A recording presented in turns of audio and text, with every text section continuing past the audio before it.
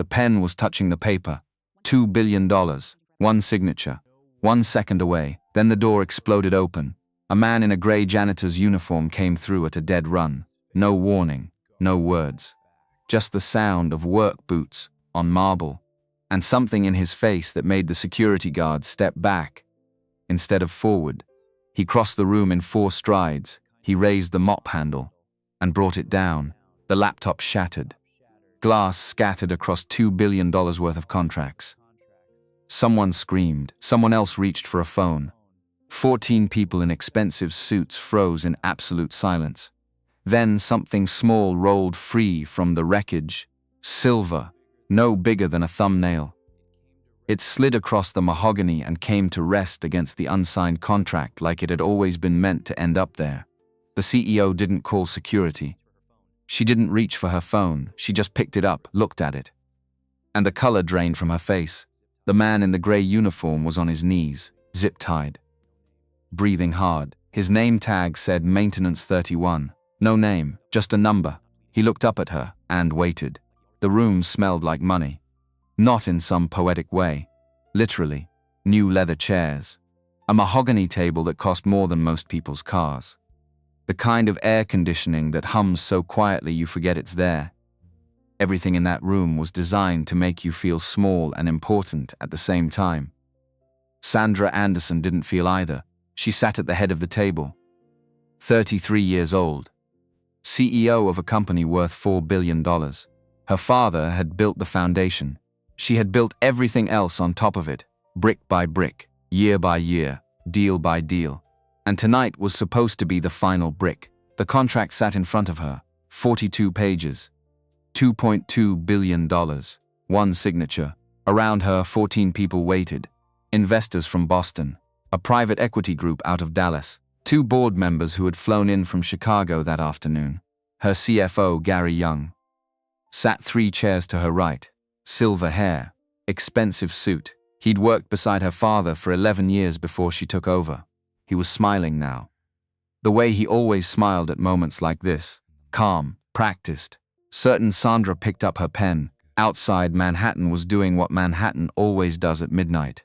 Moving, breathing, 24 floors of light below her. Above that, nothing but black sky. She thought about her father. Robert Anderson had died at 58. Heart attack, the doctors said. But Sandra had always believed it was something else. Betrayal has a way of eating people from the inside.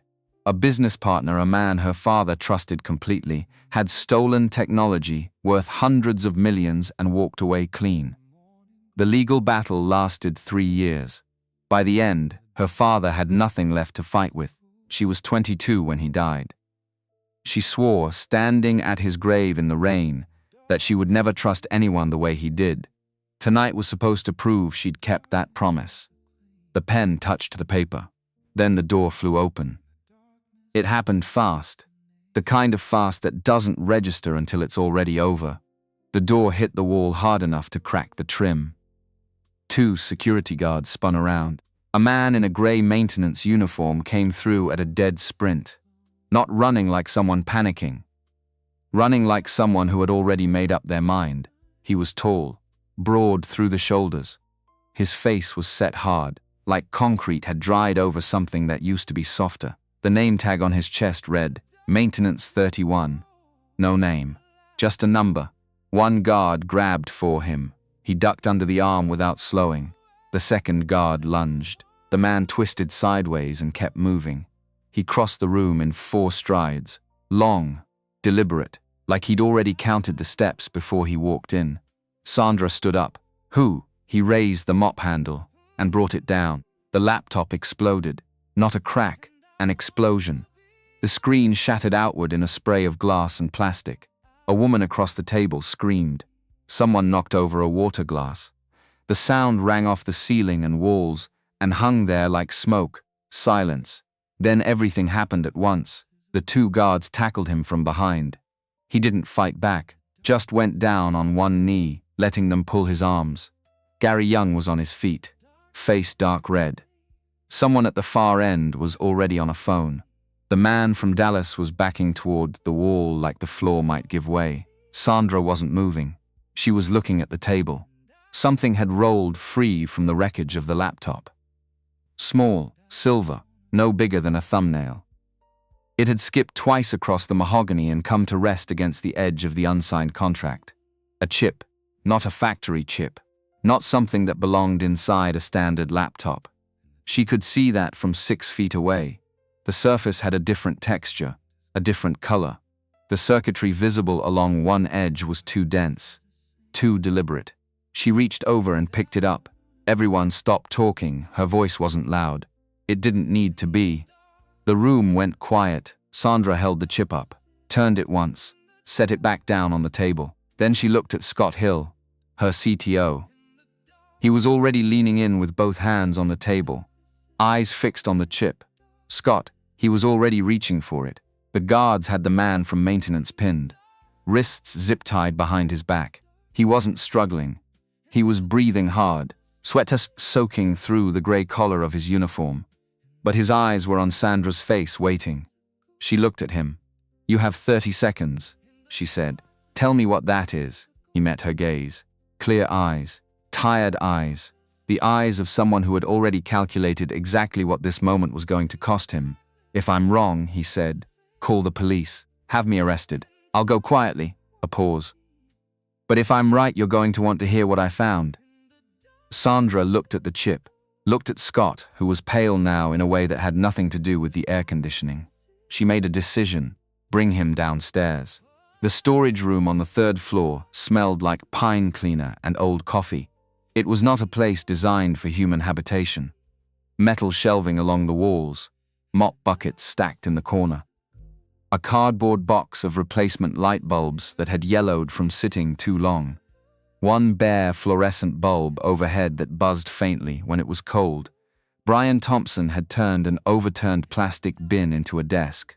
His daughter Cora sat on top of a second bin, her math workbook balanced on her knees. Tongue sticking out slightly as she worked. She was 8 years old. She had her mother's eyes, dark brown, serious when she was thinking, which was often. She'd drawn 3 small hearts on Brian's work order sheet when he wasn't looking. Brian was watching her and pretending not to. He was 37. He looked 50. That wasn't vanity or self-pity. It was arithmetic. 4 years of certain kinds of worry will add 12 years to a face. The kind of worry that follows you into sleep because it lives there too.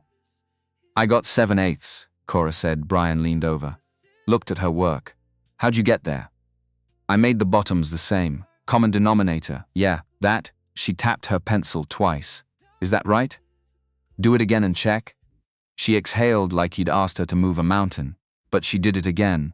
Brian leaned back against the metal shelf and let the quiet sit. Through the wall, he could hear the building, the hum of elevator cables, the low breath of the HVAC system, the distant thud of something being moved on the floor above. He'd been listening to this building for 11 months. You learn a building the way you learn a person. Through its habits, its rhythms, the small sounds it makes when something changes. Something had changed 3 days ago. Transcend. Brian had first noticed it during a routine check of the secondary electrical panel on the sub-basement level. A frequency, barely there. If he hadn't spent 12 years doing exactly the kind of work that taught him what to listen for, he would have walked right past it, but he'd heard it before. Once, at a different building. A different job. The night before everything in his life fell apart. He'd worked at Nexus Defense Systems for 12 years. Senior security architect. He'd built access control frameworks for facilities handling classified materials. He'd designed breach detection systems for clients whose names he was legally not allowed to say. He was good at the work, more than good. 4 years ago on a Tuesday night, classified defense algorithm data was stolen from a Nexus facility. It happened during Brian's watch. The investigation lasted 3 weeks. At the end of it, Brian Thompson was terminated for cause. No trial. No formal charges. Just a termination letter and a reputation ground into powder. He had tried to fight it. He knew what had really happened. He'd seen the signs before the breach. Unusual access patterns.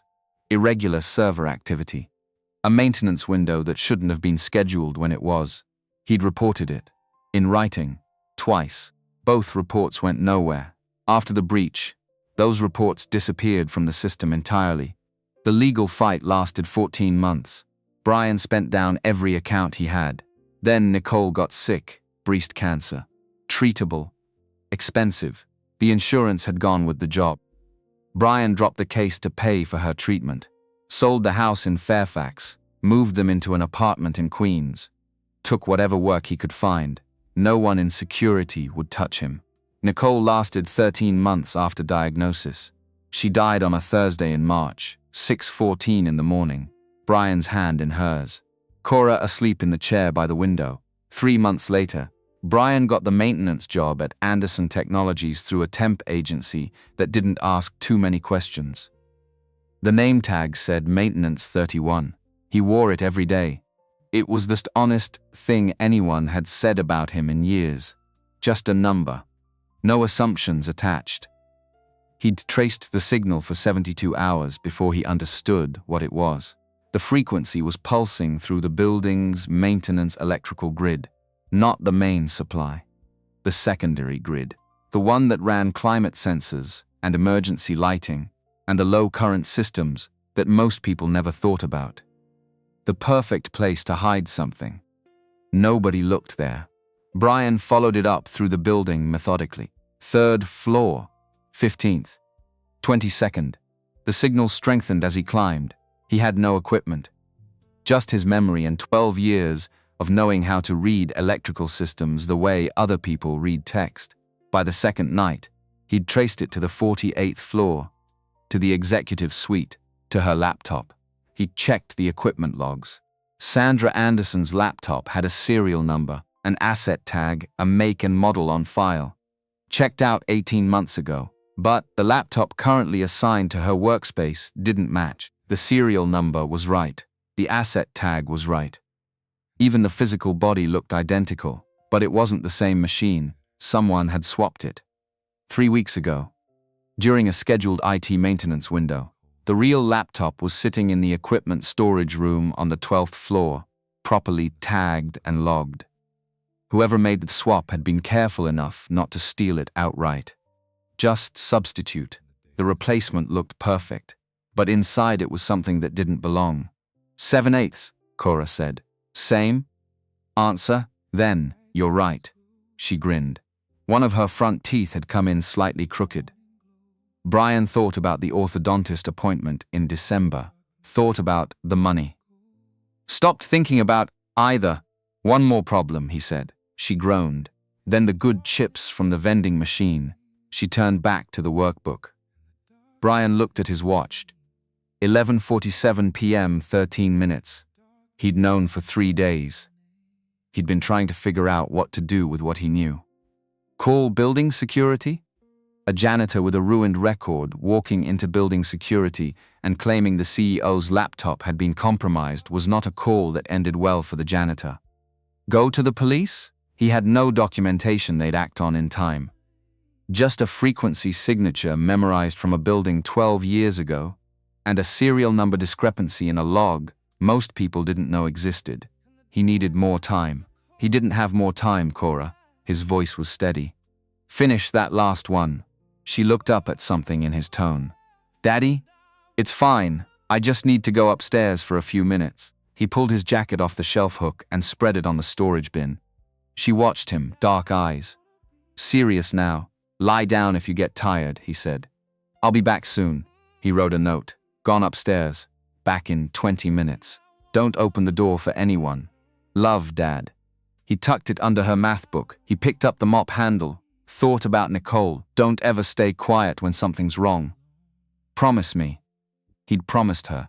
He went to the stairs. The stairwell smelled like concrete and industrial cleaner. Brian took the stairs 3 at a time. His work boots hit each landing hard. The sound echoed up and down the shaft. Like something being counted. He wasn't panicking. Panic was wasted motion. It used energy you needed for the actual problem. So he ran, and while he ran, he thought 48 floors. Maybe 10 minutes. The laptop had been swapped 3 weeks ago. Whoever did it had executive-level access. The IT maintenance window had been authorized by someone high enough to approve after-hours work on the CEO's devices. That narrowed the field. Way down. The chip was designed to activate at a trigger point. Not time-based, event-based. Something the laptop would do only on specific occasions. Brian had spent 2 nights thinking about what that event might be. Tonight's contract was digital, signed directly from her machine. He'd looked up the process in the building's IT documentation. Standard for deals this size. The signing software would generate a cryptographic key the moment she confirmed her signature. That was the trigger. The moment she signed, the chip activated.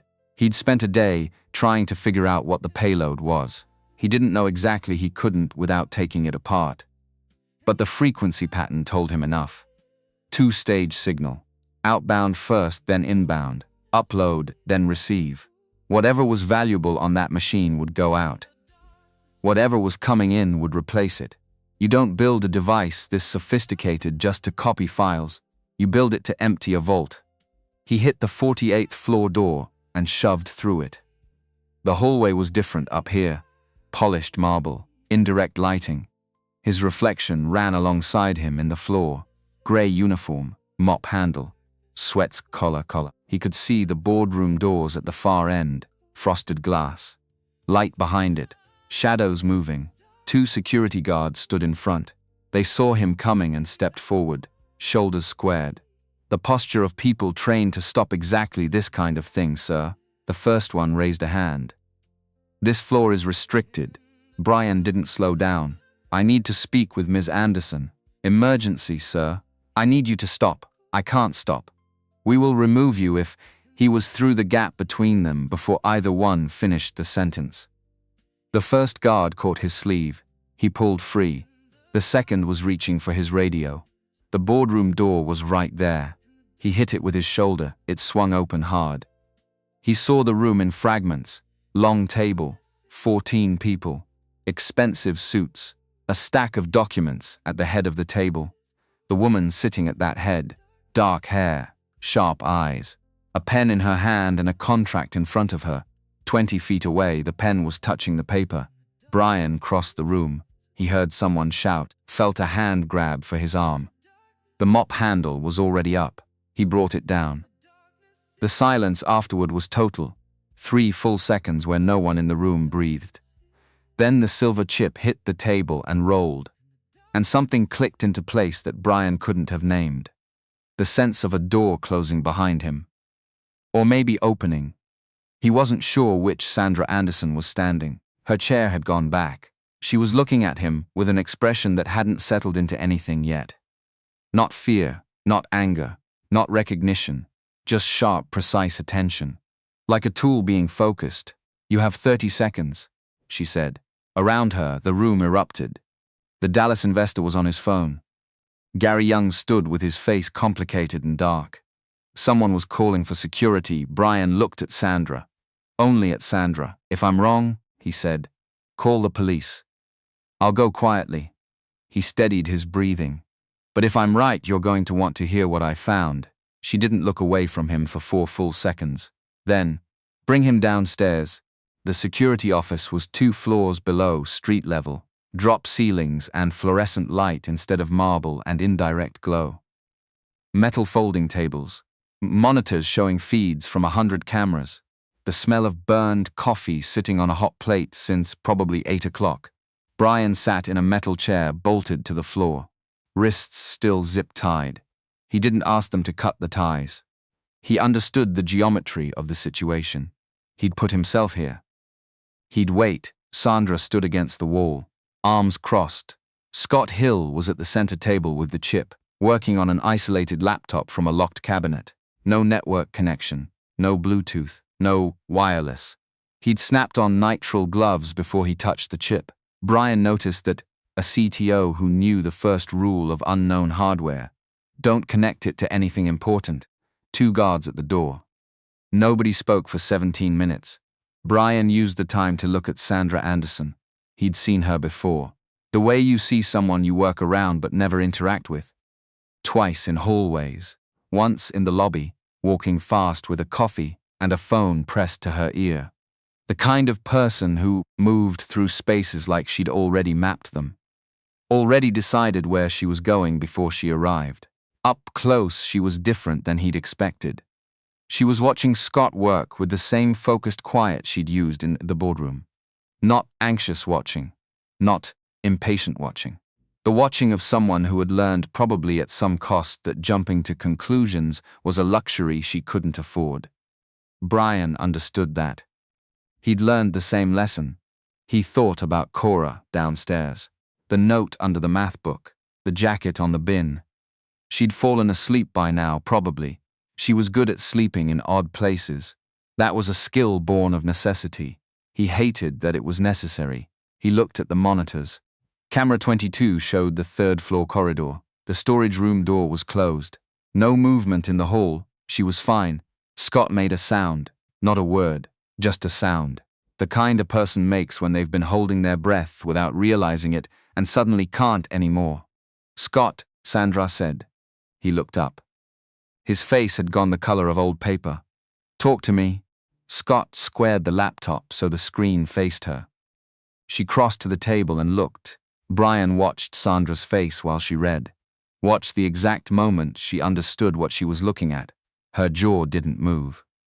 Her expression didn't change, but her hands, both flat on the table, went white at the knuckles. "What is Project Ember?" Brian asked. Neither of them answered for a moment. Then Sandra said, "It's everything we've built for the last 8 years. Clean energy storage." She looked at him. "You know what it is?" I know what the company does. I read the annual reports." He paused. "I had a lot of time on my hands this year." Scott sat back. "The source code is all here. Every algorithm, every patent application, everything we filed. We lost it 6 months ago, or thought we did. A server breach. Files were gone." "They weren't gone," Brian said. "They were copied before the breach, stored in that chip. Embedded in her laptop 3 weeks ago." "Why?" Sandra asked. "Because tonight was the trigger." Brian kept his voice level. "Your signing software generates a cryptographic key at the moment of signature confirmation. That key was the activation switch. The chip would have uploaded everything on your machine to an external receiver, then deployed a wipe protocol. Every trace of Ember gone from your systems." The room was quiet. "The company buying you," Brian continued. "What do they get when the deal closes?" Sandra looked at Scott. "Access to our full IP portfolio," Scott said slowly. "Including Ember, except after tonight. Ember wouldn't have been in your portfolio anymore." A different kind of silence. "You'd have sold them a shell," Brian said. "They'd have sued for fraud.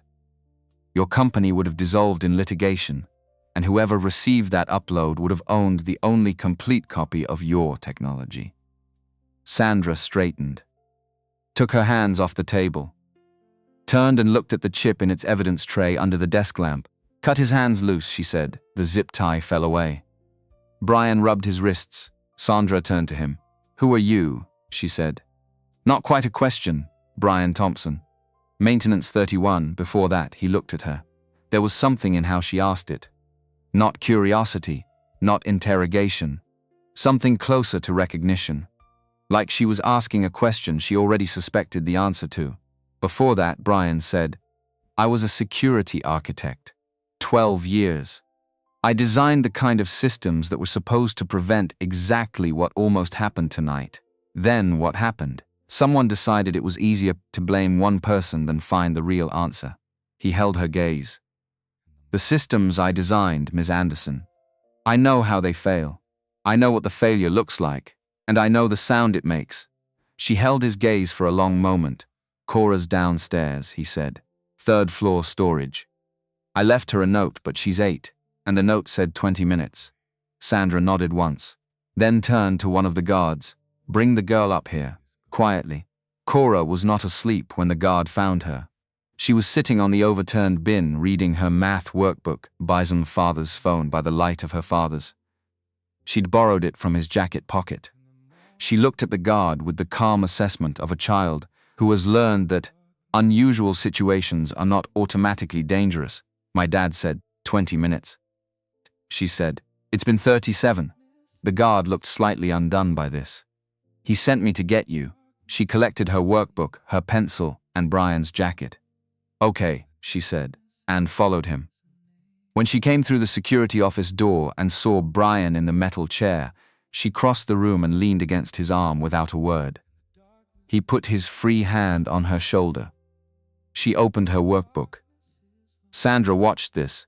She watched it with the particular attention of someone who has been alone long enough that ordinary human closeness looks remarkable. A father and daughter in a basement security office at 2 a.m. One of them working math problems. Both of them steady the way people are, when they've learned to find steadiness in each other, because there's no one else. Sandra looked away. Scott worked until nearly 4 a.m. By the time he pushed back from the table, the picture was complete. The chip has 2 layers, he said. He'd been quiet for so long that his voice sounded strange in the room. Outer layer is Project Ember. Source code, patents, all of it. Ready to transmit, he paused. But the inner layer is something else. Brian leaned forward. What kind of something else? Records. Scott pulled off his glasses and rubbed his face. 14 months of records. Encrypted access logs. Financial transaction trails. Communication threads.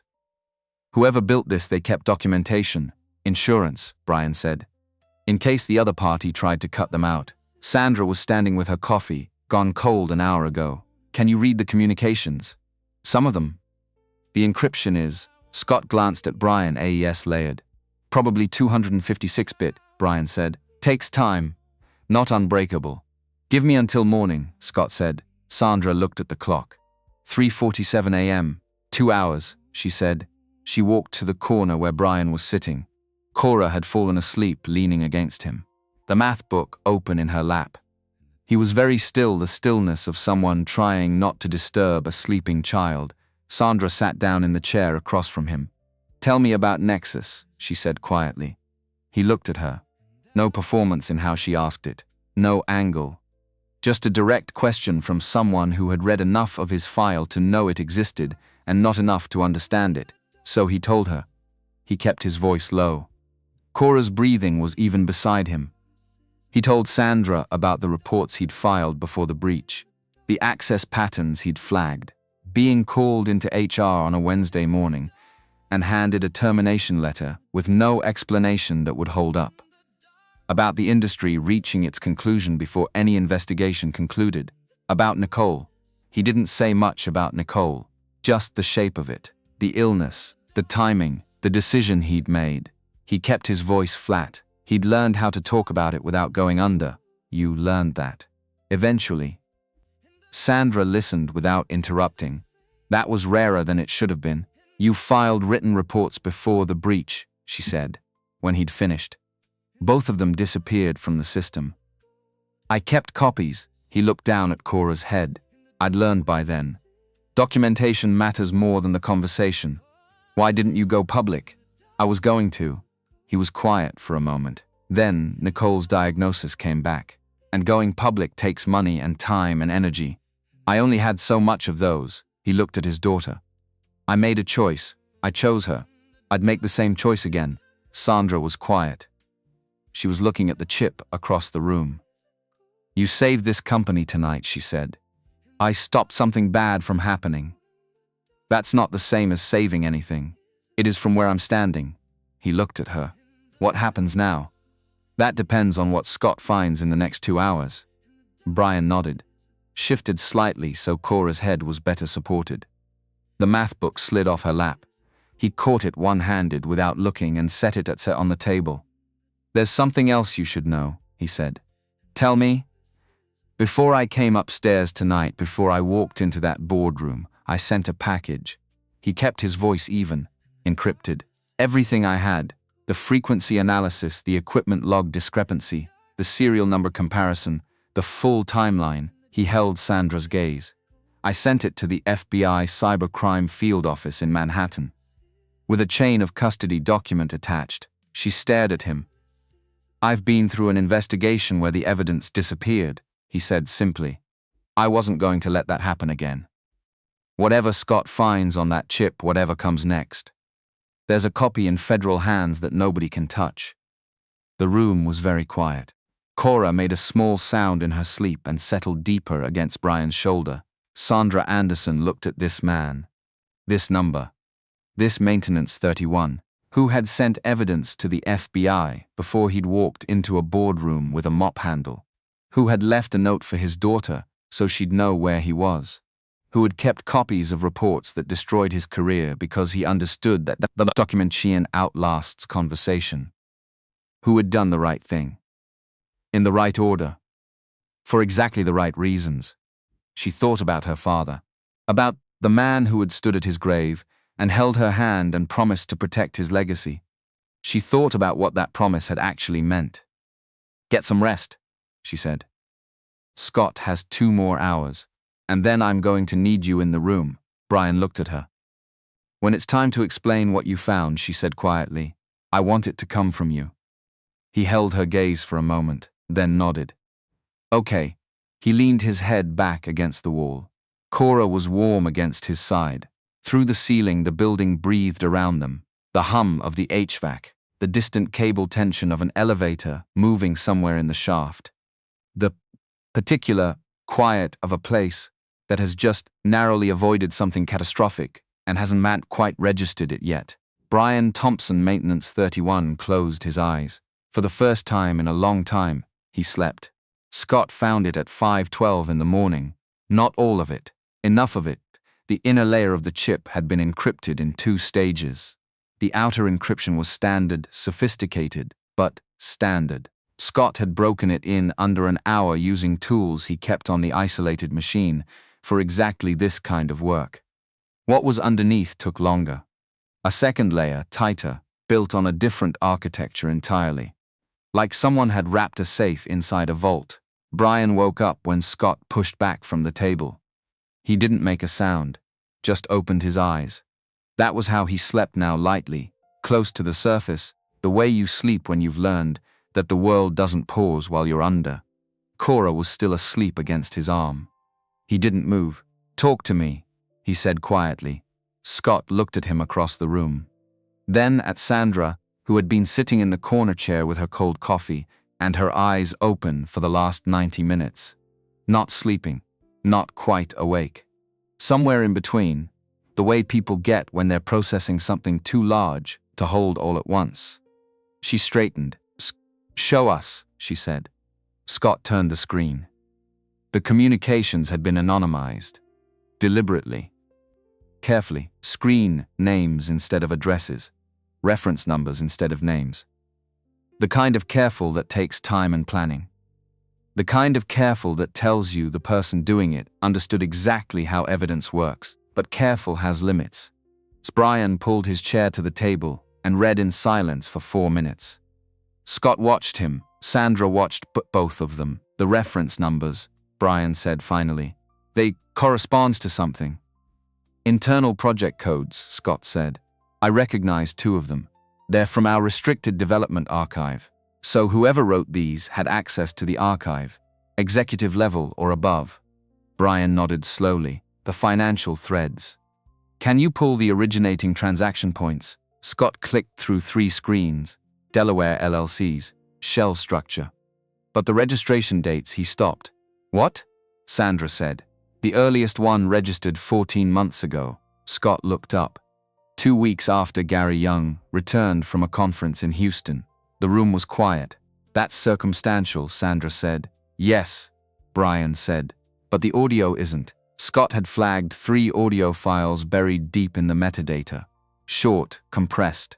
The kind of recording made on a phone in a quiet room. Brian had been the one to find the compression signature. He recognized the format from work he'd done at Nexus on communication intercepts. He'd pointed Scott to the right extraction tool without explaining how he knew. Scott played the first file. 11 seconds. 2 voices. One asking about a delivery timeline. One confirming a price point. The second voice said 4 words clearly before the file cut out. She won't see it. Sandra's face didn't change. Scott played the second file. 23 seconds. The same second voice, longer this time, talking about the merger structure. about what would happen to the company's IP portfolio after the deal closed, about a position already arranged, about walking away clean. The voice was unhurried, confident. The voice of a man who had done his planning and trusted his planning and had no reason to believe anything would go wrong. Brian watched Sandra while the file played. She was very still. The stillness wasn't shock. He'd seen shock before. It made people smaller, collapsed them inward. This was different. This was the stillness of someone absorbing an impact they had always, somewhere deep down, been braced for. The stillness of a person whose worst understanding of the world had just been confirmed. The file ended. "That's Gary," she said. Not a question. "Yes," Scott said. She stood up, walked to the window. There was no window, just a blank wall with a thermostat, but she walked toward it anyway, and stood there with her back to both of them for a long moment. Brian looked at Scott. Scott looked at his screen. When Sandra turned around, her face was composed. "How much of this is usable?" she asked Brian. "The financial thread needs more unwinding, but the structure is there. The audio is clean. The access logs correlate with the timeline." He paused. "It's enough, especially combined with what the FBI already has, what they have from you." "Yes," she nodded once. Processing, filing, moving forward the way she always moved, already mapping the next space. Before she arrived in it, "Wake Cora up gently," she said. "There's a cafeteria on the 6th floor. Take her for breakfast. Real food, not vending machine food." She reached into her jacket pocket and put 2 20s on the table without ceremony. "I need 2 hours. Then I need you back here." Brian looked at the money. Looked at her. "I'm not taking your money," he said. "It's not my money. It's the company's. You've been working for 12 hours straight on a problem that saved this company $4 billion. She held his gaze. "Take your daughter for breakfast, Brian." He held her gaze for another second, then picked up the 20s. Sandra sat alone in her office for the first time since midnight. The city was coming alive outside the windows. That particular Manhattan morning, light, flat and gray and honest, before the sun got high enough to make everything look better than it was. She'd always loved this hour, the city without its performance. She opened Brian Thompson's personnel file on her screen. The one from Anderson Technologies was thin. 11 months of employment. No incidents. Satisfactory performance reviews written in the board shorthand of supervisors who didn't look closely. Reliable, punctual, works independently. The photograph on file showed a man who had learned to take up as little space as possible. She opened the file she'd had her assistant pull at 4 a.m. The real one, what existed before Maintenance 31. It took her 90 minutes to read it properly. MIT. Class of 2009. Electrical engineering and computer science, dual degree. Top of his cohort. Recruited directly to Nexus Defense Systems before he graduated. 12 years of commendations. Project leads on infrastructure worth hundreds of millions. A letter in the file from a Department of Defense contractor not addressed to anyone. Just a copy that had ended up in his record, describing Brian Thompson as one of the most capable security architects they had worked with in 15 years. Then the wall, the termination notice was 1 page. Sterile language. Terminated for cause following investigation into unauthorized access and data security breach. No specifics. The kind of language designed to end a career without creating a paper trail large enough to defend against. Sandra had signed documents like that. Not about security breaches. But she knew the architecture of that language. She knew what it was built to do. She found the internal reports Brian had described. Both of them. Filed before the breach, flagged as received. Then nothing, no response logged, no action taken, no acknowledgement. And then, 2 weeks after the breach, a notation, reports referenced an investigation. See case file. A case file that had been sealed. She sat back. She thought about the night her father died. She'd been at the hospital. She'd driven herself home at 3 a.m. and sat in the kitchen until dawn, because she couldn't make herself go upstairs. Not because of the grief. The grief was there. But underneath it was something colder.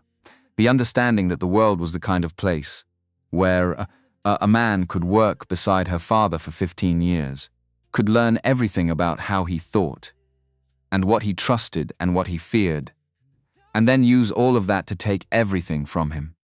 She had built this company on the architecture of that understanding. Keep people at a distance. Trust the systems. Never let anyone close enough to find the soft places. And yet a man in a grey uniform with a mop handle had just done more for this company for her than every board member, every investor, every trusted advisor had done in 8 years of carefully constructed professional relationships. Not because she'd trusted him. She hadn't. She hadn't known he existed until 30 seconds before he destroyed her laptop. He'd done it because of a promise he'd made to his dead wife. That was a different kind of architecture entirely. Sandra didn't have a name for it, but she recognized it. The way you recognize something you've never seen before because you've spent years building the thing that goes in the space where it was missing. She picked up her phone, called her head of legal. "I need 2 things, she said when he answered. "First, I need you in the building in 1 hour. We're filing a formal complaint with the FBI. I'll explain when you get here. Second, I need you to find me the best wrongful termination attorney in Virginia. Someone who handles defense contractor cases." She paused. Today she hung up, opened a new document, started writing. She was still writing when Brian knocked on the open door at 9:47. He'd changed his shirt. She didn't know where he'd gotten a clean one, probably kept a spare in the maintenance locker. The way people do when they've learned that being presentable sometimes matters more than being comfortable. The grey uniform was gone, dark blue, still clearly working clothes. But clean. He had a coffee in each hand, set one on her desk without asking. She looked at it. "Cafeteria," he said. "It's not great, but it's hot." She picked it up, drank. "It was not great. It was hot, Cora," she said. "Scott's showing her how the security camera system works. She's been asking questions for 40 minutes. He looks exhausted." Sandra felt something move in her chest that might have been the beginning of a smile. She didn't let it get that far. "Sit down," she said. He sat. "I read your file," she said. "The real one." He didn't respond. Just looked at her with those tired eyes that had stopped expecting much. "The reports you filed before the breach," she said. "I found them. Both of them." Something shifted in his face. Small, controlled. "They were in the system?" "Sealed." But there, she held his gaze. "You were right, Brian. You flagged it, and nobody listened, and you were right." He was quiet for a moment. "I know," he said. But the way he said it, not hard, not bitter. Just the sound of a fact that had been true for 4 years without being useful. A fact that had cost everything without changing anything. "Until now, I've already contacted legal," Sandra said. "We're moving on the FBI complaint today. The full package, everything Scott found on the chip, everything you sent last night. And I'm getting you a wrongful termination attorney. A real one. Someone who can reopen the Nexus case." He looked at her. "Why?" he said. Not ungratefully, genuinely. The question of a man who had learned the hard way that things offered without a clear cost usually had a hidden one. "Because it's the right thing to do," she said. He held her gaze for a long moment. "That's not a business reason." "No," she said. "It's not." Something passed between them then, not sentiment, not gratitude. Something more like 2 people standing on the same side of a line that most people didn't even know existed. "Scott's going to need you for the next phase," she said. "The board meeting is at 2. Gary will be there. He doesn't know yet that we know." She looked at him directly. "I want you in that room." Brian was quiet. "They're going to look at you and see a maintenance worker," she said. "Some of them. Probably most of them, I know." "Let them," she said. "It won't matter what they see. It'll matter what you found." He thought about that. Nodded. 2 o'clock, he said. 2 o'clock, he stood, picked up his coffee. Stopped at the door. "Ms. Anderson." She looked up. "The reports I filed at Nexus," he said. "The ones nobody listened to." He paused. "You listened. Last night in that room, when you had every reason not to." He met her eyes. "That matters." I just wanted you to know that it matters. He left. Sandra looked at the door for a moment after he was gone, then turned back to her screen, kept writing. Gary Young walked into the 2 o'clock board meeting like a man who owned the room, because for 8 years, he effectively had. He wore the charcoal suit, the one he saved for high-stakes days. Leather portfolio under his arm. His silver hair was perfectly placed. He moved through the door with the ease of someone who has sat at the head of enough tables to feel the gravity of them as welcome rather than intimidating. He saw Sandra at the head of the table. He nodded pleasantly. Sandra, hell of a night. I've been working through some talking points for the investors. I think we can still salvage the timeline if we move quickly. The delayed signing isn't necessarily. Sit down, Gary. Something in her voice. He stopped. The smile stayed. But his eyes changed. The eyes always changed first. In people who were performing, they lagged behind the face, recalibrating. He sat slowly, set the portfolio on the table, looked around the room. 12 board members, Scott Hill, Sandra's head of legal, 2 people he didn't recognize at the far end of the table, and in the corner, standing, not seated. A man in dark blue working clothes with his hands in his pockets and his eyes on Gary Young. Gary looked at him for 2 seconds, then looked away. I've called this meeting, Sandra said, to address a security breach.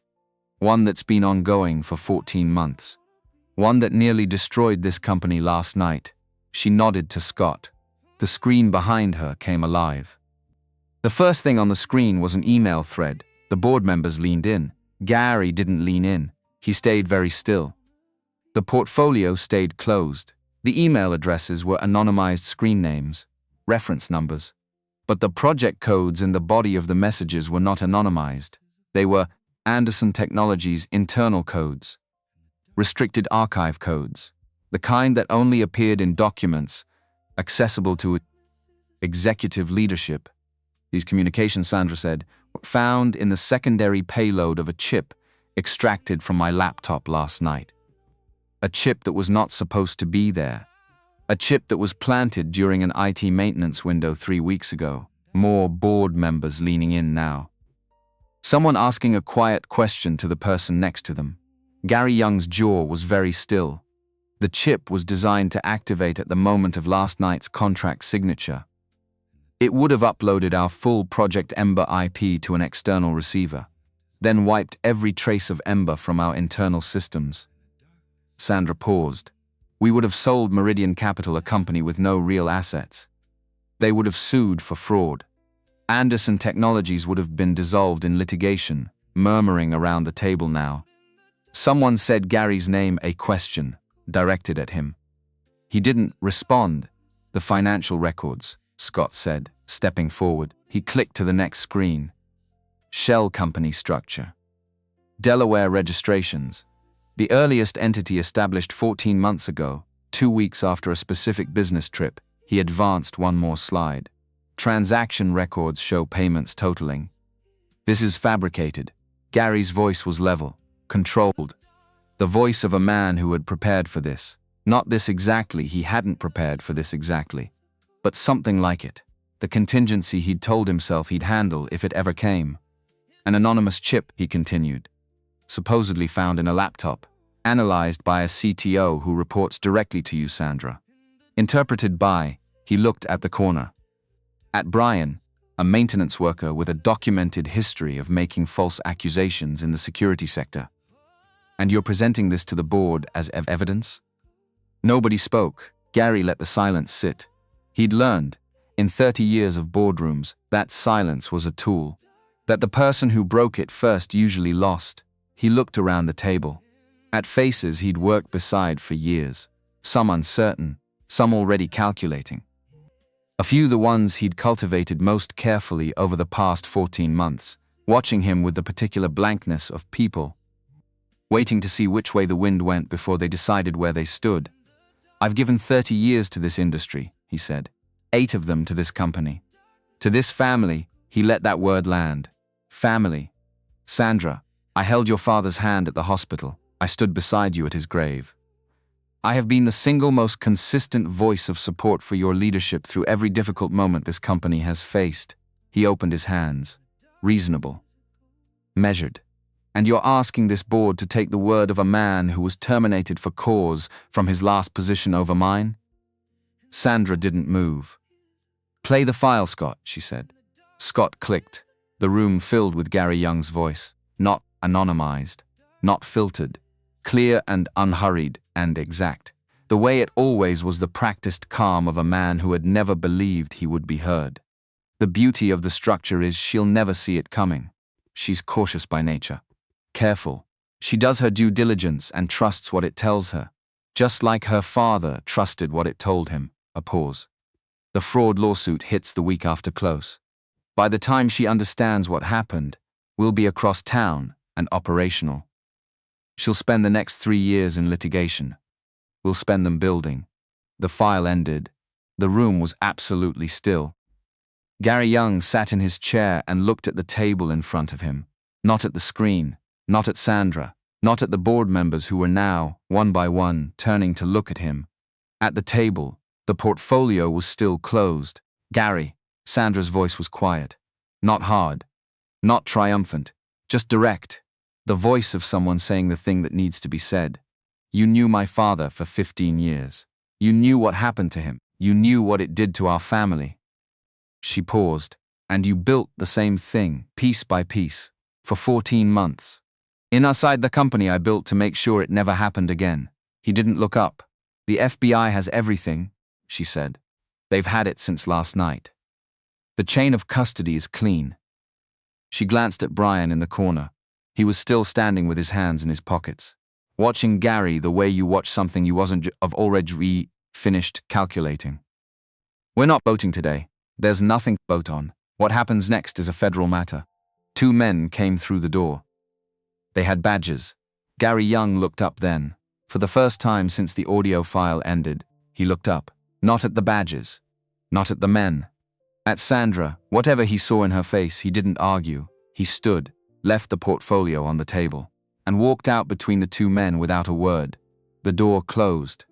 No one in the room spoke for a long moment. Then a board member at the far end said, carefully, "What about the merger?" "Suspended," Sandra said. "Full security audit before anything moves forward." She looked around the table, "And I'll be recommending 2 new board appointments in the next 30 days. People who understand that this company's greatest security vulnerability is not our technology." She paused. "It's the assumption that a title is the same thing as integrity." She gathered her papers. "We're done for today," she said. Brian was in the hallway outside the boardroom when Sandra came out. He'd left before it was fully over. He didn't need to see the rest. He'd seen what he came to see. The audio file. Gary's face when it played.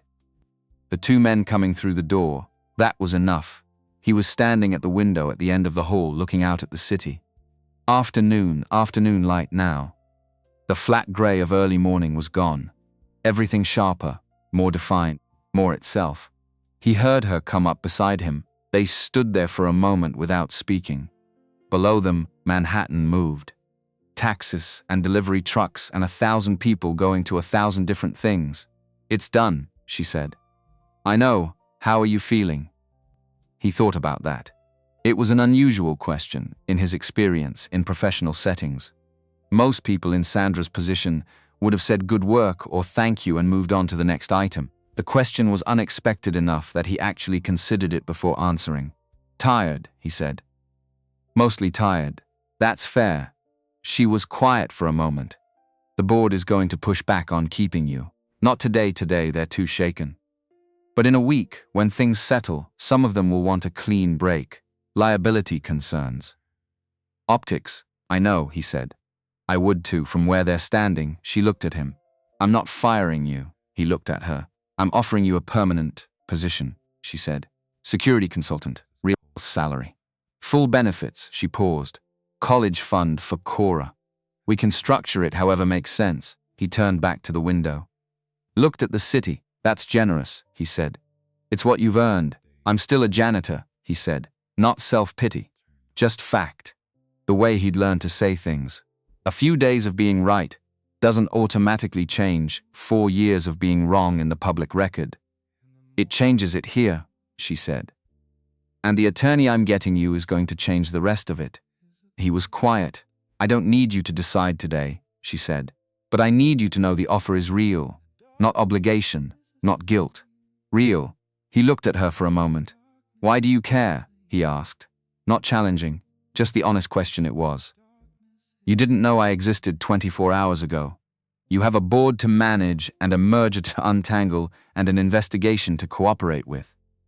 I'm a maintenance worker you've spoken to 3 times. Why does it matter to you what happens to me? Sandra was quiet for a long moment. My father trusted the wrong person, she said, and nobody stopped it. Not because they couldn't see it, some of them could. But because stopping it was complicated and staying quiet was easier. She looked at the city.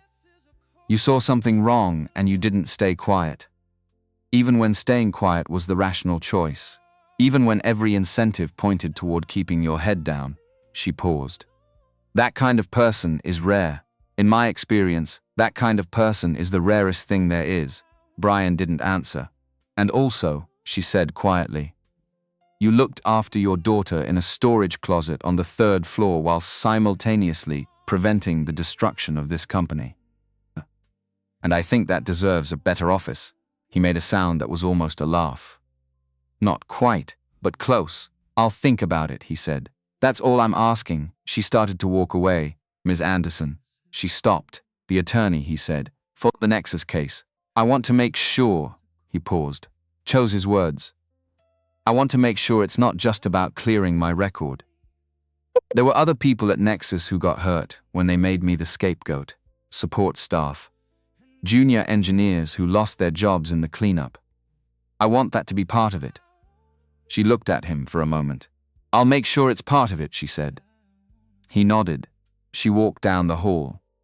He found Cora in the maintenance bay on the sub-basement level. She was at the workbench with a broken desk lamp, the kind that had been sitting in the parts bin for 2 months waiting for someone to fix it. She had it disassembled in a methodical row of components. Small hands, very precise.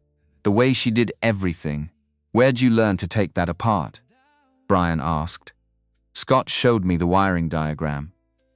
But I already kind of knew because you showed me the one at home. She didn't look up. The problem is the socket. It's oxidized, you know? What oxidized means? Scott told me. She picked up the socket and examined it. He said you used to design whole security systems. Like for whole buildings. Something like that. Why don't you still do that? Brian sat down on the stool beside the bench. The question was simple the way Cora's questions always were. No loading, no subtext. Just the actual question. Because something went wrong at the last place I worked, he said. And they blamed me for it. And it took a long time for anyone to believe otherwise. Cora considered this while she cleaned the socket with a small brush. But now, someone believes you? She asked. Starting to look that way, she nodded. Set the socket back in its place in the row. Mom said people who tell the truth always get believed eventually.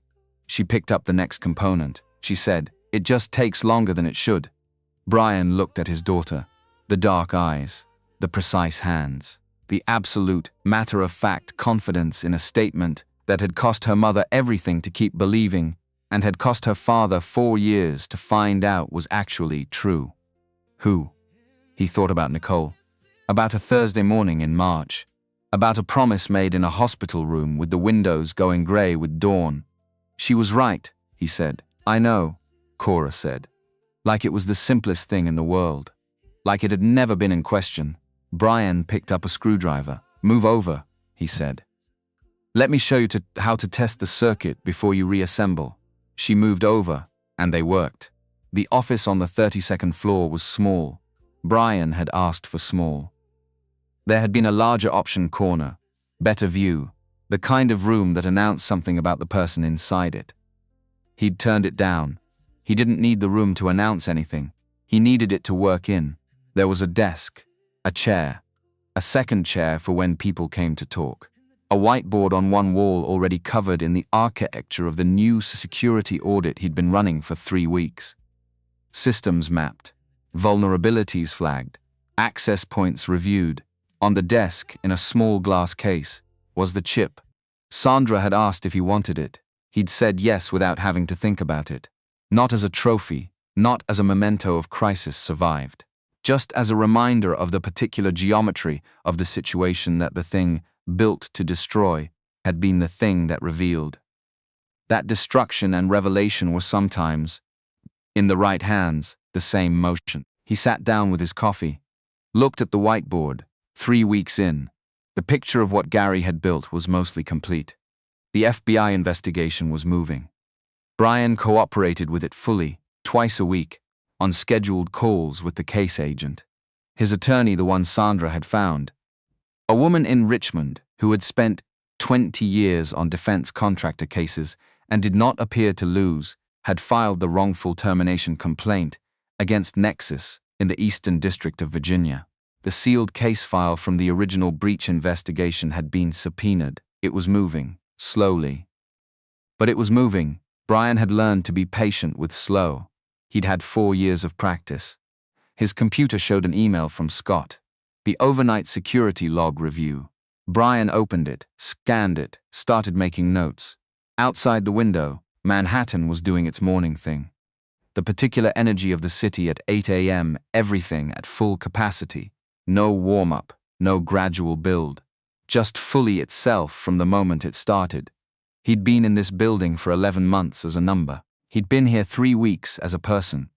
The work was the same, in some ways. Still looking at systems. Still listening for frequencies that shouldn't exist. Still mapping the gap between how things were supposed to work and how they actually worked. But now people stopped in the doorway and introduced themselves. Asked questions. Brought him problems they didn't know how to name. The kind of low-level wrong that hadn't become a crisis yet, but had that particular texture that meant it would. He recognized that texture. He'd always been able to recognize it. For 4 years, nobody had wanted him to. He heard a knock. Sandra Anderson was standing in the doorway. Dark coat, coffee in hand. The particular efficiency of her presence, she moved through spaces like she'd already decided where everything in them was going to go. She looked at the whiteboard. How bad, she said. The IT authorization chain has 3 gaps, Brian said. Not critical individually. But if someone wanted to exploit them in sequence, show me. He stood, went to the whiteboard, started walking her through it. She listened the way she always listened, without interrupting, without performing engagement. Just actually listening. He'd noticed that about her in the security office at 2 in the morning, and he'd noticed it every time since. It was not a small thing. He was halfway through the 3rd gap when she said, "Hold on." She stepped closer to the board, pointed to a connection he'd drawn between 2 of the access points. "This one," she said. "Is this the same pathway the IT maintenance window used? The one Gary exploited for the swap?" Brian looked at her. "Yes," he said. "Then fix this one first." He looked back at the board. She was right. He'd been working top to bottom by complexity, which was his habit. She'd looked at the board for 90 seconds and identified the priority by impact rather than complexity. "You have a good eye," he said. "I grew up watching my father read systems," she said. "Business systems, not technical ones. But the logic is the same." She stepped back. "He used to say that every vulnerability has a center of gravity. Find the center and you find the failure point." He was right. He was right about a lot of things, she said, quietly. The particular quiet of someone who had spent years being angry at a person and had recently, without fully deciding to, stopped being angry and started just missing them. Brian didn't say anything. He turned back to the board. She refilled her coffee from the small machine on his windowsill. She'd started doing that, stopping in for 5 minutes in the mornings, something that had begun as check-ins and had become something with slightly less clear business justification, and stood looking out at the city. "How's Cora?" she said. "Good. Great, actually." He kept his eyes on the board. "She started a coding club at school. 3 kids after school on Thursdays. She charges them nothing and teaches them everything she knows, which is currently about 4 things." A pause. She's very serious about it. Sandra smiled. He didn't see it, he was at the board. But it was there. She learned from good people, Sandra said. She learned from her mother, Brian said. Simply, without deflection, the way he'd learned to say it, honoring the fact without disappearing into it. Sandra looked at the chip in the glass case on his desk. Do you think about that night? She said. Walking up those stairs, he thought about the question. Not the way you'd expect, he said. I don't think about whether I made the right call. I knew I was making the right call. He turned from the board. I think about the 13 minutes before I made it. The time I spent trying to find another way. Was there another way? No, he said. But I needed to be sure there wasn't before I did what I did. He looked at her. That's the difference between a decision and a reaction. A reaction is just fear moving. A decision you have to actually think it through first, even when there's no time. Sandra held his gaze. Is that what you teach? She said. Insecurity. It's what I try to teach, he said. Most people want a framework, rules, if this, then that, and frameworks matter. But at the end, when something goes wrong in a way the framework didn't anticipate, he paused. At the end, the only thing that matters is whether the person watching knows the difference between what the system says is happening and what's actually happening. She looked at him for a moment. I want you to present that at the board meeting next month, she said. Not the technical audit. This. What you just said. He raised an eyebrow slightly. They need to hear it, she said. From you. Not from me. He thought about the board meeting. About 12 people in tailored suits who had, 3 weeks ago, wanted him quietly removed from the building. About walking into that room again as something other than the man who had destroyed a laptop. Okay, he said. She nodded, set down her coffee cup, straightened. Fix the center of gravity first, she said, nodding at the board. Already planned to, he said. She left. Brian turned back to the whiteboard, picked up the marker, found the center, started there. The courtroom smelled like old wood and central heating. Brian had been in courtrooms before. Not as a witness, not as a plaintiff. As the person being discussed, the name on documents, the subject of testimony, the man whose reputation was being weighed against someone else's version of events. He knew what it felt like to sit outside a process that was deciding your life. This was different. This time he was the one who had filed. He sat beside his attorney, Laura Clark, at the plaintiff's table. Laura was 51 years old and had the particular stillness of someone who had spent 2 decades in rooms like this and had stopped being impressed by any of it. She wore reading glasses on a chain and carried a legal pad covered in handwriting so small it looked like it had been typeset. She had told Brian, on their first meeting in her Richmond office, 3 things. First, the case was winnable. Second, it would take longer than he wanted. Third, the goal was not just to clear his name, but to establish a documented record that could not be sealed, buried, or quietly disappeared the way the original reports had been. Brian had said, "That's exactly what I want." She said, "Good. Then we understand each other." That had been 4 months ago. Today was the preliminary hearing on the subpoena for Nexus's sealed case file. Not the trial, not even close to the trial, just one step in a long staircase. But it was a step Brian could see from where he was standing, which was more than he'd had for 4 years. The Nexus attorneys sat across the aisle. 3 of them. Expensive suits. The kind of legal team that communicated, through sheer presence, that their client intended to make this difficult. Brian had expected that. He looked at his hands on the table.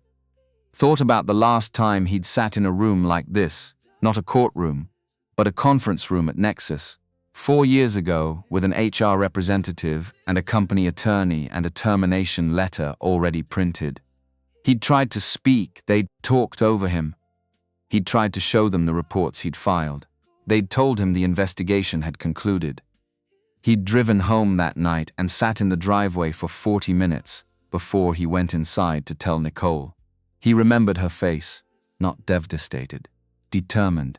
She'd put her hands on both sides of his face and said, "We'll figure it out. We always figure it out. They'd figured out a lot of things after that, just not everything.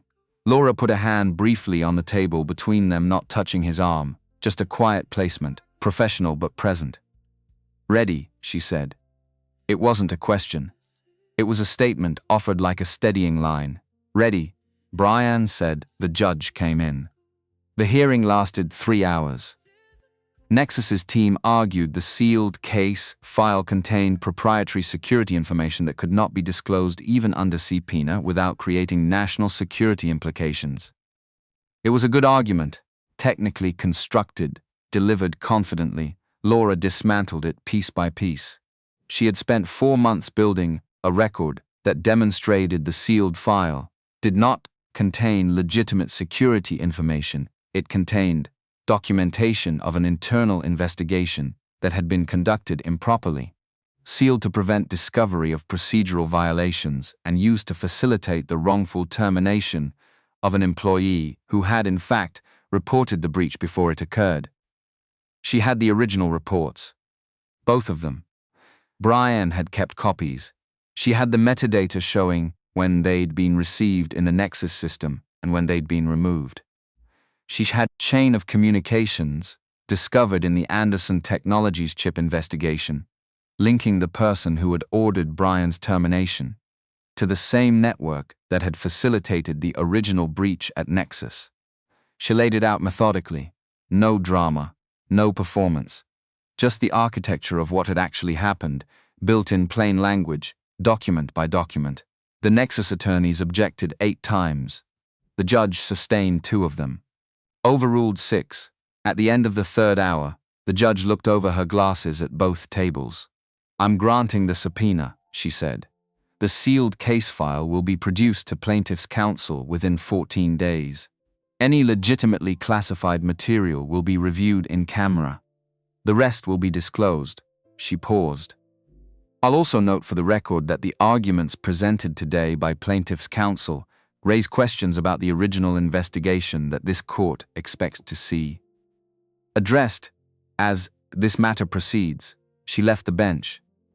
Laura wrote 2 words on her legal pad and slid it across the table to Brian Steep 1. Brian looked at it. Looked at the Nexus table, where 3 expensive attorneys were talking quietly with their heads together. He thought about Nicole saying, "We'll figure it out." He thought about Cora at the maintenance bench, cleaning an oxidized socket with a small brush. He thought about a gray uniform and a mop handle and a chip rolling across a mahogany table. He picked up Laura's pen, wrote 1 word under hers, "Good." Sandra was still at her desk when Brian got back. He hadn't expected her to be. It was past 6. The building had that particular evening quiet, the daytime hum replaced by something softer, the specific silence of a place that had finished its official business and was just being itself for a few hours. He stopped in her doorway. She was reading something on her screen. Jacket off, hair slightly less managed than it was at 9 in the morning.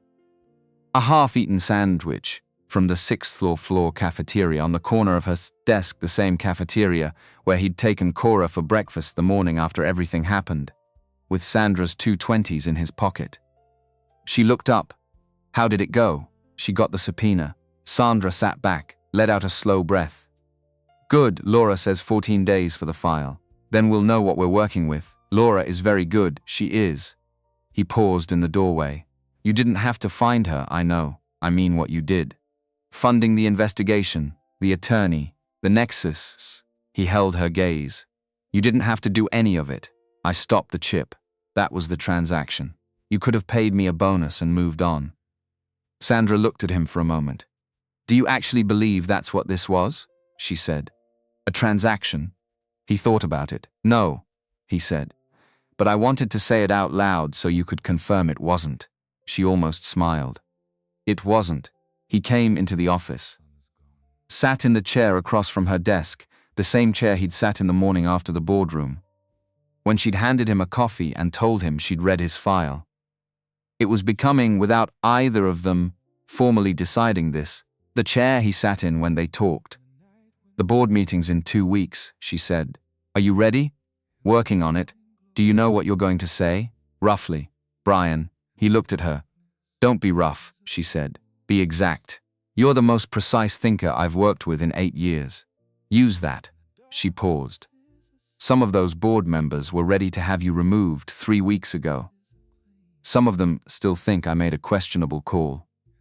The only thing that changes a room like that is precision, he nodded. What's Cora doing tonight? Sandra said. The shift in register was small but deliberate the way she'd started doing that. Moving between the professional and the personal, without marking the transition, as if both things could exist in the same conversation without one undermining the other. Pizza and a coding problem, Brian said. She found a bug in the program she built for her club, and she's been trying to isolate it for 2 days. What kind of bug? She thinks it's a loop issue. I looked at it last night, and I think she's right, but I didn't tell her. I want her to find it herself. Sandra looked at him. That's a very specific pedagogical choice. Nicole's approach, he said, simply, without weight. She never told Cora the answer. She'd ask questions until Cora found it. He paused. Took longer. Stuck better. Sandra was quiet for a moment. She sounds like she was a good teacher, she said. The best, he said. At everything that mattered, the city outside was going from afternoon to evening, the light shifting in that particular Manhattan way gold for about 15 minutes. Then gray, then the artificial brightness of 10,000 lit windows that somehow looked more like stars than the actual stars did. Brian stood. Go home, Sandra said. Pizza and a bug fix sounds better than whatever you were going to do in that office tonight. I was going to review the access log audit. Tomorrow. He picked up his jacket from the back of the chair. Stopped. Are you going home? He said. She looked at the half-eaten sandwich, at the stack of documents on her desk, at the city going gold outside her window. Eventually, she said. He looked at her for a moment. The way you look at someone when you're deciding whether to say the thing you're thinking or let it go. He let it go. This time, tomorrow, he said. Tomorrow, she said. He left. Sandra sat for a moment after he was gone, then turned back to her screen. But she didn't read what was on it. She looked at the city instead. The gold already gone, shifting to gray, shifting to the particular brightness that wasn't stars but was close enough, on the right kind of night, to feel like them. She ate the rest of the sandwich. Went home. The board meeting was not what Brian had prepared for. He'd prepared for resistance. He'd prepared for the particular coldness of people who had decided what they thought and were waiting to be confirmed. He'd prepared for the question someone always asked in rooms like this. The question designed to remind you where you stood, socially, relative to the people asking. He hadn't prepared for the room to be quiet from the moment he started speaking, not polite quiet. Not tolerant quiet. Actually quiet. The quiet of 12 people listening to something they hadn't expected to need to hear. He stood at the whiteboard, no slides, no presentation deck, just the board and a marker and the map he'd been building for 3 weeks. Every security system, he said, is built on an assumption. The assumption is that the threat comes from outside. That what you're protecting against is someone who doesn't have access trying to get it. He drew a circle on the board. So you build the wall. You make it strong. You test it. You document it. You feel secure. He drew a second circle inside the first one. But the assumption is wrong. The most significant breaches, not just here, not just in tech, across every sector I've worked in, come from inside the wall. From someone who already has access. Someone who knows where the wall is and how it was built because they helped build it. He tapped the inner circle. You cannot wall-proof yourself against that. No system can. No protocol, no audit schedule, no access hierarchy. He paused. What you can do is build a culture where the person who notices something wrong feels safe saying so, where the cost of speaking is lower than the cost of staying quiet, where the janitor, who hears a frequency that doesn't belong, gets listened to instead of removed. Silence. I filed 2 reports at my previous employer before a breach occurred. I described exactly what I was hearing, exactly what the pattern suggested. Both reports were received and ignored. After the breach, both reports were removed from the system. He looked around the table. I was the scapegoat because I was the most convenient explanation. Not the correct one. The convenient one, a board member older, careful, the one who had been most vocal about removing Brian in the days after the boardroom, was watching him with an expression Brian couldn't fully read. What happened here 3 weeks ago, Brian continued, could happen again. Not the same way we're fixing the access gaps, and I'll have the full audit report to you by end of month, but in a different way. In a way none of us have thought of yet. He set down the marker. The question isn't whether. The question is, when the person who notices it comes forward, whoever that person is, whatever their title, whatever their history, are we the kind of organization that listens? He looked at Sandra. She was at the head of the table. She gave him nothing, no encouraging nod, no small smile. She just looked at him the way she always looked at things she was actually paying attention to. Fully. Without performance. He looked back at the board. That's all I have, he said. The room was quiet for 3 seconds. Then the board member who had been most vocal about removing Brian, the older one, the careful one, put both hands flat on the table. What do we need to change? He said, in the reporting structure. To make sure what happened to you at Nexus can't happen here. It was not the question Brian had expected. He picked up the marker. Let me show you, he said. The meeting ran 2 hours over schedule. When it ended, the board had voted unanimously to implement a new internal reporting protocol independent of the executive chain, routed directly to an external oversight committee that Brian would help design. They'd also voted to fund the first year of Phoenix Fund operations. Not a charity, a structured program, legal support, employment advocacy, case documentation for tech industry workers whose careers had been ended by investigations that hadn't asked the right questions. It wasn't named after Brian. He'd been specific about that. It was named after Nicole Thompson. At Cora's suggestion, Brian had found out about that suggestion after the fact. Cora had apparently told Sandra about it during one of Sandra's visits to pick up documents. Brian had forgotten to send by email visits that had, over 2 months, grown longer and less document-focused, Cora had said, with her characteristic directness. If it's about people being believed, it should be named after someone who always believed. Sandra had brought it to the board. The board had approved it in 30 seconds. Brian had been in his office when Sandra told him. He'd turned to the whiteboard. Stayed there for about a minute. When he turned back, his face was composed. She would have found that embarrassing, he said. Probably, Sandra said. She would have said do something useful instead of putting my name on a wall. The fund is useful. He looked at Sandra. Yes, he said. It is. The Nexus case file was produced 14 days after the hearing. Laura called Brian at 7 in the morning when it arrived. He was making Cora's lunch for school. He put the phone on speaker and kept making the sandwich while Laura read him the summary. The original investigation had done exactly what Brian had suspected. It had started with the breach and worked backward looking for an explanation that fit the available evidence, rather than forward from the evidence to the actual explanation. His reports, both of them, had been reviewed and set aside, not because they were wrong, but because they were wrong, but because following them would have pointed the investigation at people the company hadn't wanted investigated. The person who had ordered the investigation structured that way was listed in the file. His name was Marcus Webb. A senior vice president at Nexus, subsequently moved to a consulting role, subsequently connected in the Anderson Technologies chip investigation to the network Gary Young had been operating through. Brian had been right about all of it. He'd been right about all of it 4 years ago.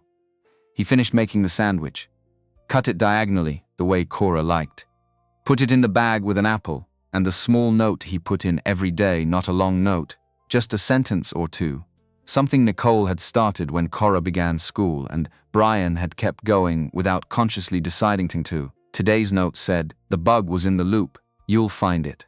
Love, Dad." He drove her to school, came back, sat at the kitchen table with the phone and called Laura back. "What do we do next?" he said. Laura told him. He wrote it down. 6 months after the boardroom, Gary Young pleaded guilty to 2 federal counts: wire fraud and theft of trade secrets.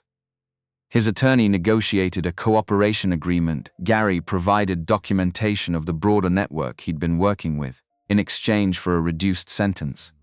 The sentence was not nothing. Brian read about it in a news alert on his phone while he was eating lunch at his desk. He read it twice, set the phone down, finished his lunch. He didn't feel what he'd expected to feel. Not satisfaction, exactly. Not relief. Something quieter than either of those things. The particular feeling of a door closing, not dramatically, just finally on something that had been left open for too long. He called Laura. "I saw," she said. "How does this affect the civil case?" "Significantly. His cooperation documentation is going to be discoverable. It should accelerate things considerably." "Good," Brian said. "Are you all right?" He thought about the question. "Yes," he said. "I think I actually am." Pancora's coding club grew. 3 kids became 7. 7 became 12. The school gave them a room. Cora made a schedule and a curriculum and a rule sheet that she typed herself and printed and laminated without asking anyone to help. The rule sheet had 4 items. 1. No laughing at wrong answers. 2. If you know the answer, ask a question instead of saying it. 3. Bring a problem you can't solve. 4. We figure it out together. Brian found a copy of it on the kitchen counter one evening and read it 3 times. He put it on his refrigerator. When Sandra came over for dinner, 2 weeks later, the first time she came to the apartment, for dinner, which was different from stopping by to pick up documents. Different enough that Brian had cleaned the apartment twice and Cora had set the table with the good plates without being asked. She read the rule sheet on the refrigerator. She stood there for a moment. "She wrote this herself?" she said, typed it. Laminated it. Brian was at the stove. The lamination was her idea. She said rules should be waterproof. Sandra looked at the rule sheet for another moment. "Rule 2, she said. "I know. If you know the answer, ask a question instead of saying it." She turned. "That's Nicole." "Yes," he said. "It is." Cora came in from her room with the specific energy of a 9-year-old who has been listening to adult conversation from a hallway and has decided to make her presence official. "Is dinner ready?" she said. 5 minutes. Brian said, "Can Sandra stay?" "She's already here, Cor. I mean after dinner. We could show her the bug I fixed."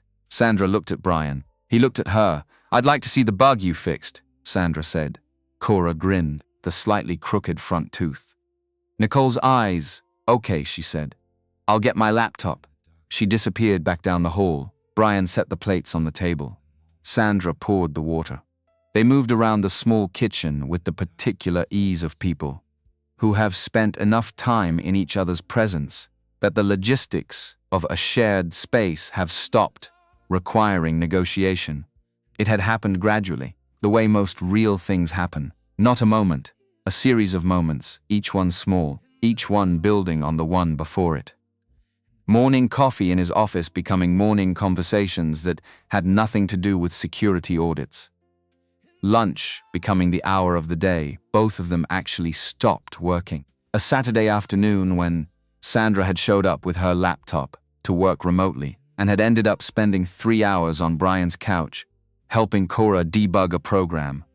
And Brian had looked up from his book at one point and seen two of them with their heads bent over the screen and felt something so large and so unexpected that he'd had to look back at his book for a while before he could look at them again. No declaration, no named thing, just the slow accumulation of chosen presence, of showing up, of being the person the other person reached for when something happened, good or bad or just ordinary. And the reaching had become natural enough that neither of them thought about it anymore. That was how trust actually worked. Brian knew that now.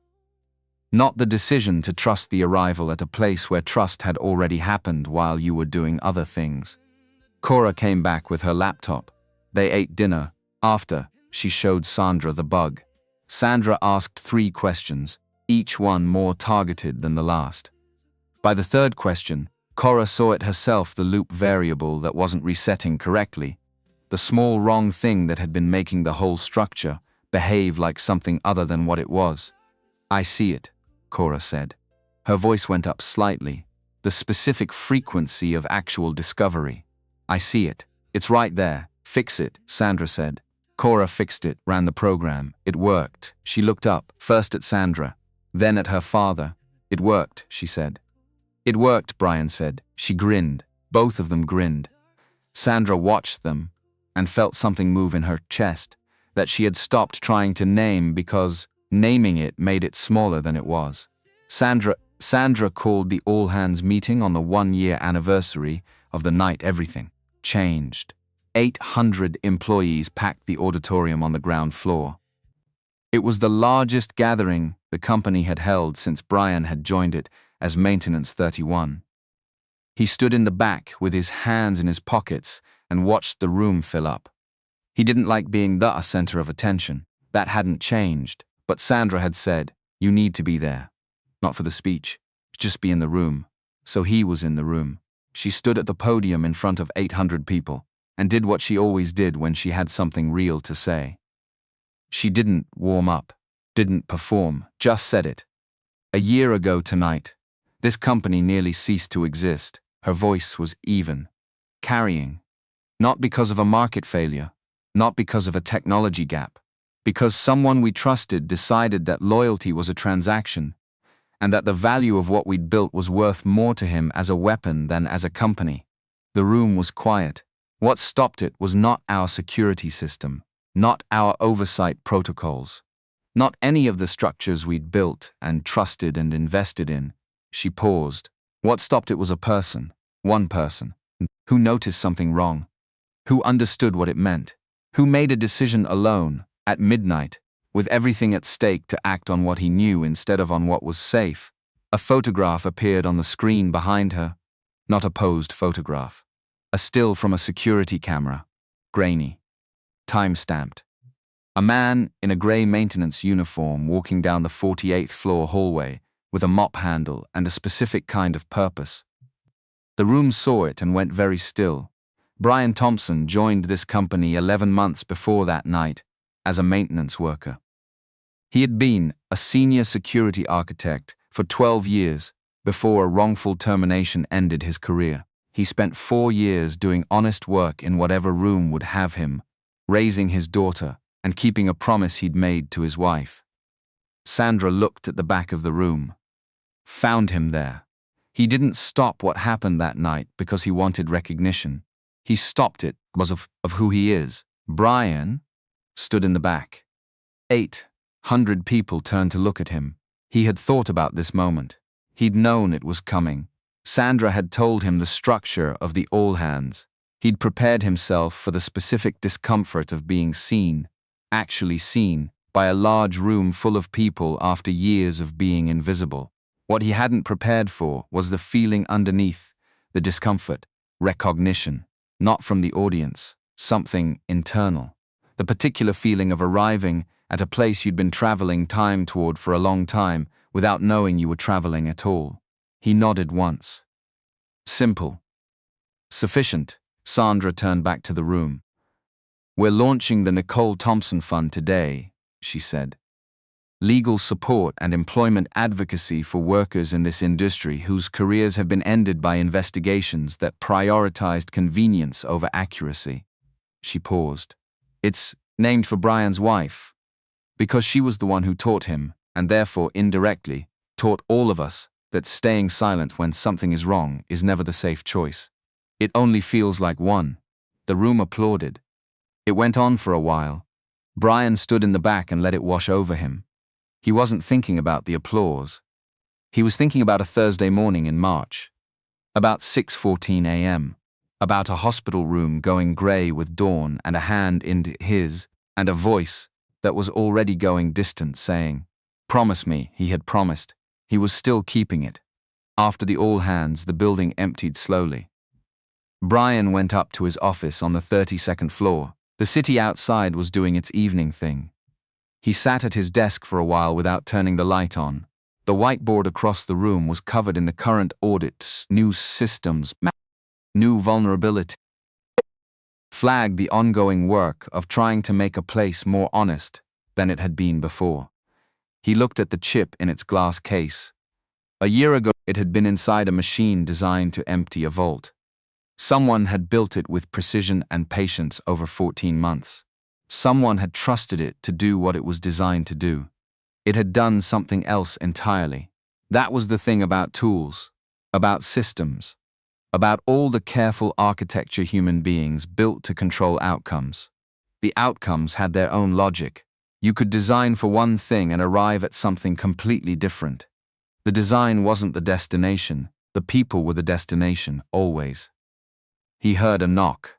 Sandra was in the doorway, jacket on, the end of the day version of her, not the 9 a.m. version, not the 2 in a boardroom version. Just herself. Good speech, he said. It was accurate, she said. I don't give speeches. I say accurate things to large groups. He smiled, actually smiled. It didn't feel unfamiliar anymore. She came into the office, sat in the chair across from his desk. The chair. The one that had become, without formal designation, hers. How are you feeling? She said. The same question she'd asked him in the hallway outside the boardroom a year ago. How are you feeling? He'd said tired, mostly tired. He thought about it now. Good, he said, not mostly good. Actually, good. Not mostly, actually. She looked at him for a moment. That's different from last year. Yes, he said. It is. She looked at the chip in its case.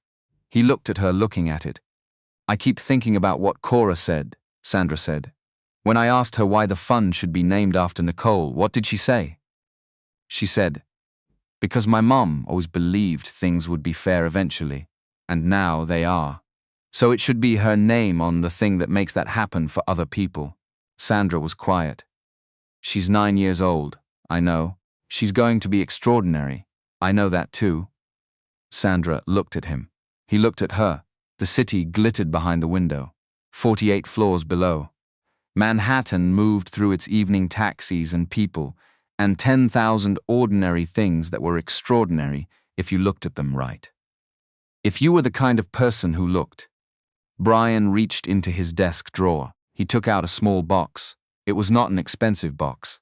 It was the kind of box you found at a small jewelry shop in the neighborhood where you lived, the shop run by an older man who had been there for 30 years and knew his customers by name and believed visibly that the object inside a box mattered more than the box. He set it on the desk between them. Sandra looked at it.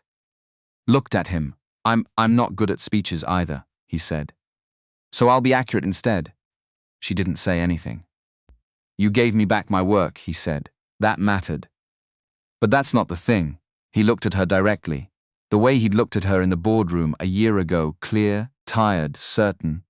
The thing is that you looked at a man in a grey uniform who had just destroyed your laptop, and you asked him to explain himself. You listened when he did. You made a decision based on what you heard, instead of what was easy. He paused. You've been doing that ever since. Every day. In every room. You look at what's actually there instead of what's supposed to be there. He opened the box. Inside was a simple band. Silver. Engraved on the inside in small letters. Sandra leaned forward and read it. What stays? She looked up. I have a daughter who needs a full table, Brian said. And I have been alone for long enough to know the difference between a full table and an empty one. He held her gaze. I'm not asking because of everything that happened. I'm asking because of who you are. Because every version of you I've seen in that boardroom, in that security office at 2 a.m, reading a rule sheet on a refrigerator, asking a 9-year-old questions until she found the answer herself, every version is the same person. The real one. He paused. That's rare. You know better than anyone how rare that is. Sandra was very still. Not the controlled stillness she used in boardrooms. Something softer than that. Something that had nothing to do with managing a room or protecting a position. You proposed to me in your office, she said. With the light off, I didn't want an audience. Last year you destroyed my laptop in front of 14 people. That was an emergency, she laughed. Actually laughed. The real one, the one she didn't give out in meetings. The one that arrived when something surprised her past her own defenses. She looked at the ring. At him. At the ring again. Yes, she said. He put the ring on her finger. She looked at it for a moment. The city light caught the silver. Simple and exact. The way the best things were. Cora's going to say, "I told you so," Sandra said. "She's been saying it for 3 months," Brian said. "She told me I was taking too long." She was right. She usually is. Sandra stood. He stood. They were very close in the small office, the city spread out behind the window, the chip in its case on the desk between where they'd both been sitting. She picked up the glass case, held it up. The chip caught the light. Silver. Small. A thing designed to destroy that had done something else entirely. "Strange thing to keep on your desk," she said. "It's a reminder," he said. "Of what?" He thought about it. About a stairwell at midnight and a mop handle and a promise. About a storage room that smelled like pine cleaner and a little girl drawing hearts on work order sheets. About a frequency that shouldn't exist pulsing through a secondary grid like a hidden heartbeat. And a man who knew what it meant because he'd learned to listen to buildings the way other people listened to words. About what it cost to stay quiet. And what it cost not to. That the thing that's supposed to end you, he said, sometimes just shows you where you need to go. Sandra looked at the chip. Looked at him. "I think Nicole would have liked that answer," she said. "She would have said it better. Probably." She set the case back on the desk. "But you said it, and you're here. And that counts for something." "Everything," he said. "That counts for everything." Outside, Manhattan did what it always did. Moved. Breathed.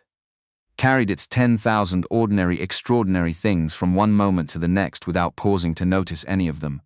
Inside, on the 32nd floor, 2 people stood in a dark office, with a city behind them, and a year behind them, and something in front of them that neither of them had expected.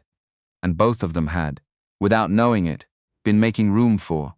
The chip caught the light one more time, then the city shifted, the angle changed, and it was just a small silver thing in a glass case on a desk.